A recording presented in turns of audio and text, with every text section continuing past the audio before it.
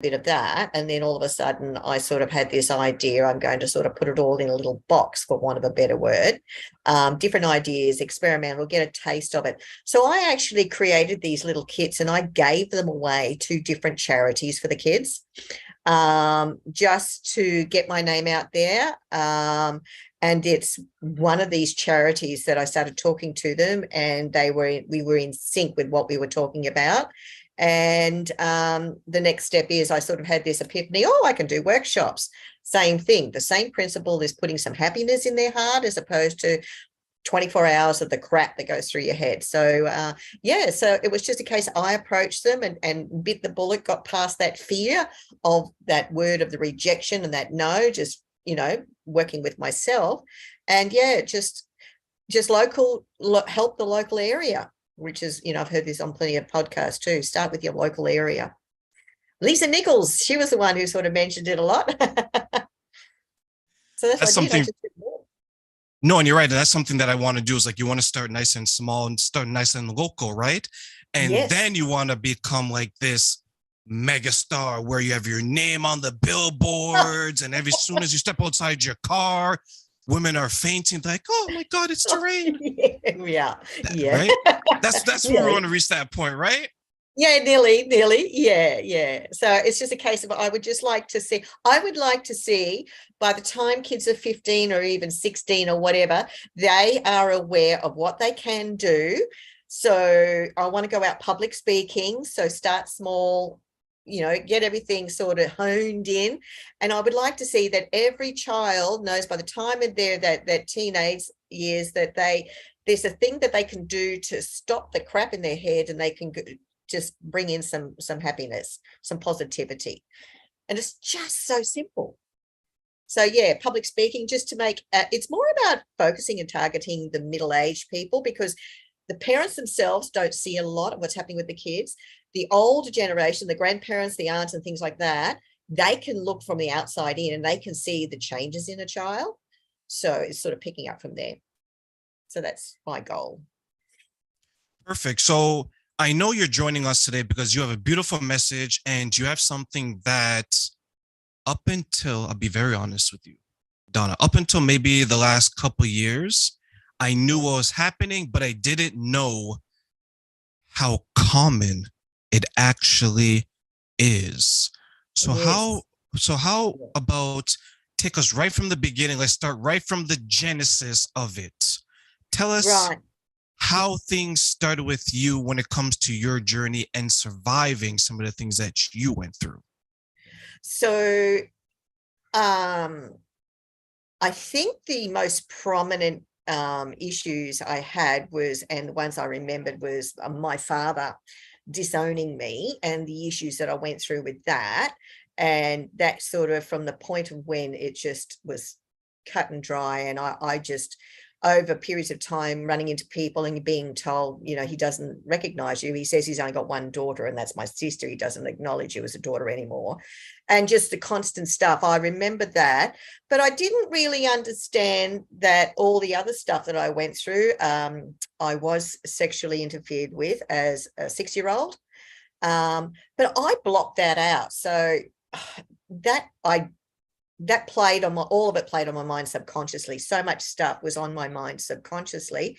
And it wasn't until I sort of understood a bit, probably about 10 years ago, but didn't connect the emotions with it. And I remember driving to work one day when I was 50 and just bursting into tears driving it on my car. And I got to work, and then one of the managers, who was very supportive and understood because his wife had gone through something similar, he actually triggered it and made me realize 100%, because, he talked about church ministers are not the nice people that, a lot of them are not the nice people that they make out they are. And that was my issue. He was the man who interfered with me was a church minister.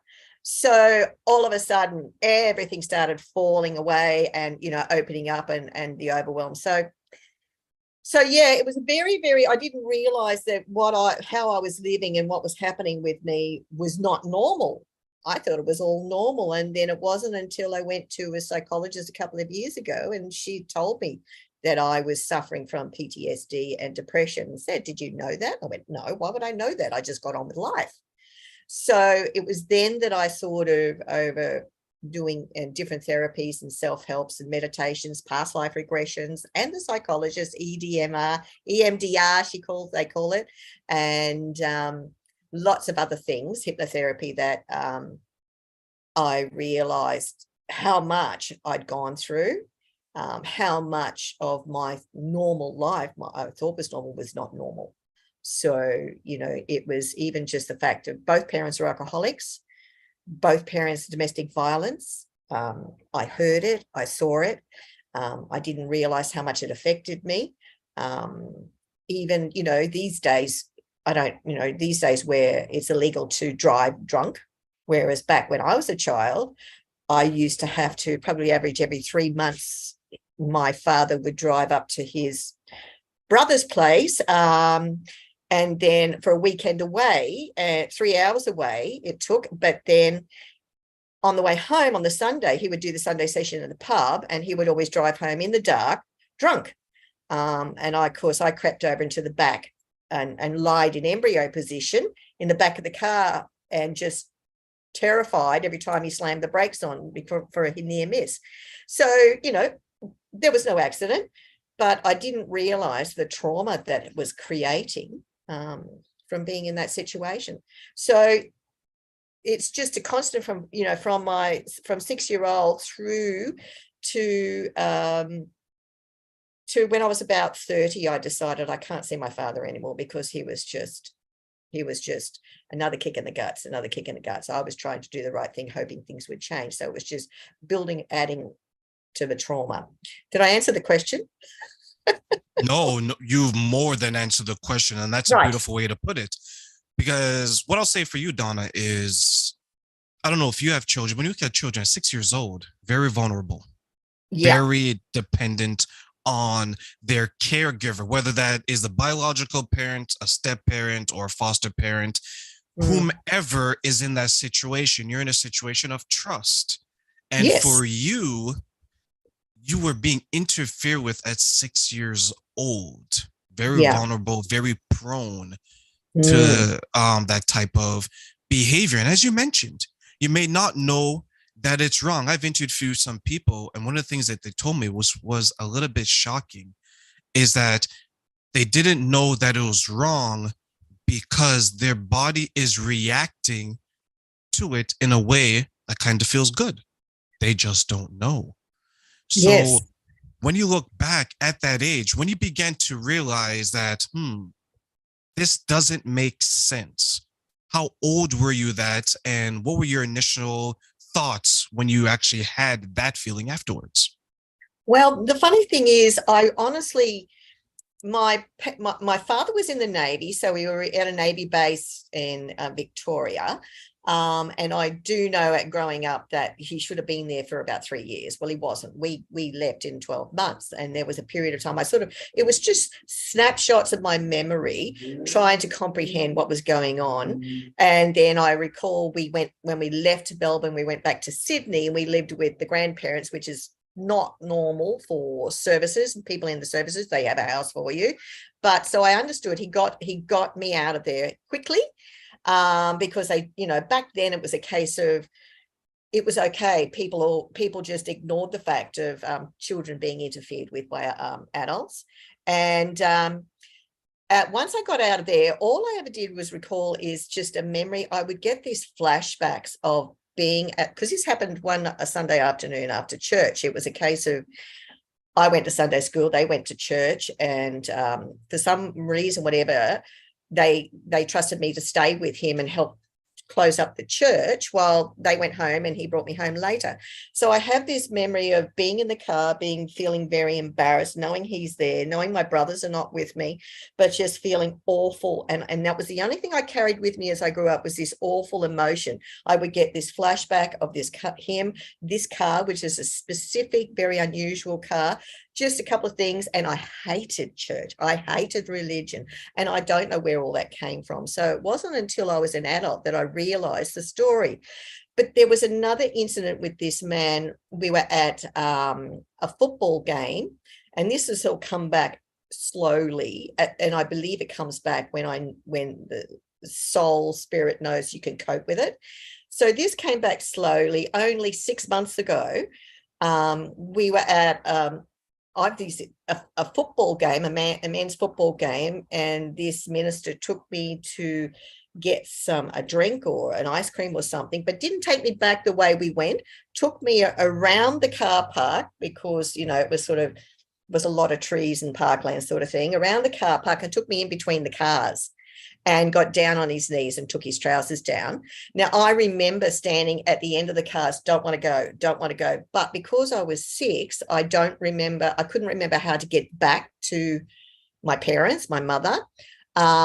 So I was stuck there. I felt like I was trapped. I don't remember the full story, but I just know that I don't want to do this. I don't want to do this, but I couldn't go anywhere. So the strange thing from this is, and I've only just realized this, I have 4 grandsons and they all play football or soccer, but I can't, and I have 2 sons.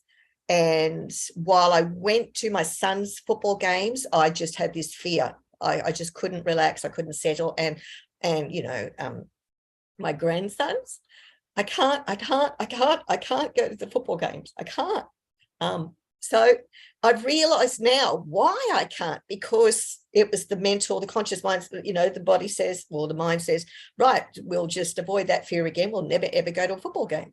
So that's where that sort of started from. And yeah, it wasn't a case of there was one day. All this came to fruition as an adult. Well and truly as an adult. So there was no memory at all as a child, just flashbacks. So it's like your body is protecting you from this situation because there's no one around to protect you, right? Yes. And it was a funny thing, I love travel now and I love freedom. And this is why I love freedom, is because I felt trapped.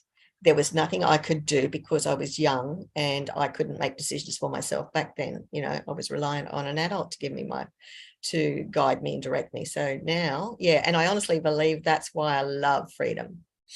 Do you think as an adult, when you realize what these flashbacks meant, was there points where you reflect and you think, this is why I was feeling what I was feeling all those years ago, it's just making sense to you now? Yes, that's exactly right. And I was I was mature enough to understand how it all came into play. So yeah, but before that, all I did was I grew up. I was lucky. While my brothers, they were not in this particular issue, but they were affected by the alcoholism and the domestic violence and everything else. They went down the roads of, one is an alcoholic and one is now actually a schizophrenic because he did sniffing glue and all that sort of stuff. So he's totally lost. I didn't do that. I swore I was not going to be an alcoholic. While I do have a couple of drinks, I've never sort of drunk alone. I was just very angry and I couldn't understand. And that anger really wasn't affected by the 6-year-old issue because I wasn't aware of it, but it was the issue at 14 with my father. That's when things changed. And I was just a very angry person. My nickname from my ex-husband was Dragon Lady. So very apt. But yeah, I just carried a lot of anger unbeknownst to me. How do you think this anger played out in the relationships that you were having during that time? Yeah, it played a big role. 2 marriages. I'll have to say that the first one probably was very much about the anger. And because the older I got, the worse I got. I think it was a case of, I believe too that spirit keeps sort of a lot of it down, so you can cope with looking after your kids and and bringing up another generation and things like that. And as the kids get more independent, that's when things started bubbling up. So the anger was very much an issue.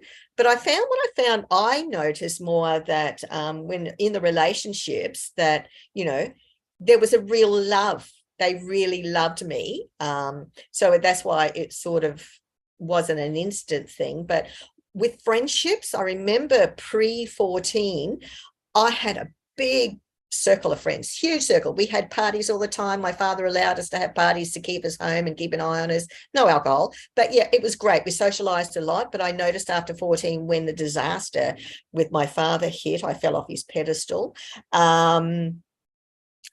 It changed. I could attract lots of friends, but then 6 weeks later, they didn't want to know me. And I realized what it was. I believe now that it was a case of, well, I'm going to hurt you before you hurt me because of what's been happening over my life. So I really noticed it with socializing with people. It was the friends, because they could choose to come and go. So yeah. I believe our trauma shows itself in so many different forms when it comes to our body. Like you can actually, some people show it physically.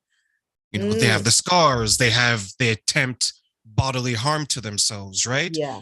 And then some other people, it stores itself within the body, but it's more mental. It's harder to see, right? And then some people will have the emotional side where they have that distance between people, right? At one point, like you mentioned, they're attracting all these friends and they're the talk of the town, right? They're that person that everyone wants to be around.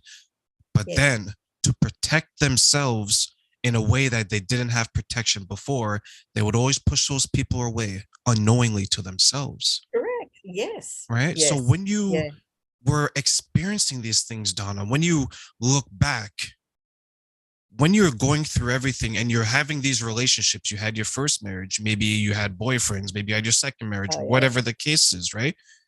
Did you ever realize and think to yourself, I deserve love? How can I find it?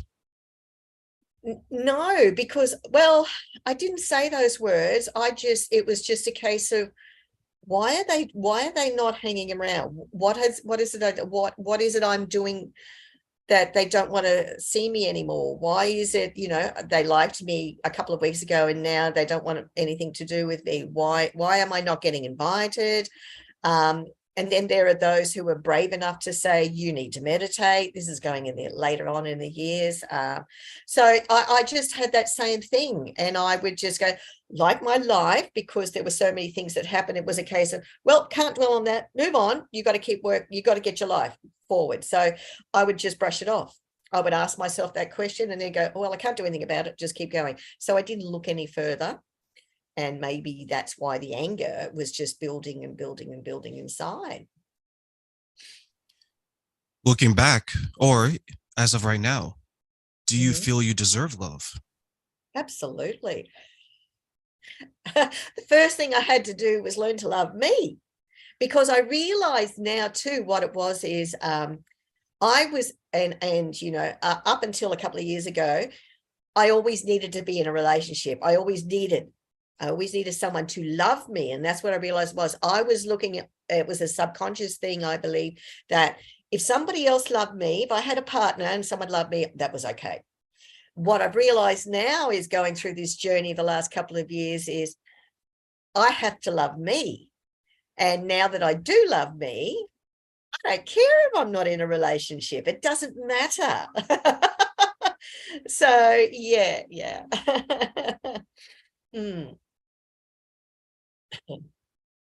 For those who are following along on Facebook, YouTube, and my social media, please subscribe and follow for more amazing interviews like the one we have with Donna. And we will be back